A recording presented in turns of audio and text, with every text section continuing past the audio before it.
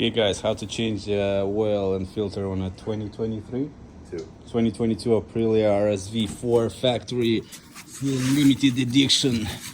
So the only thing you need to do is just basically take the lower fairing off. The drain bolt is right here. You just need the... It's the whole thing. It says 4 liters. 4 liters? Okay, this key, Allen, whatever. So this is the drain bolt. Looks like this. And the oil filter is right here. So basically you don't even have to take the top fairing off. You can do it from here. I used this tool.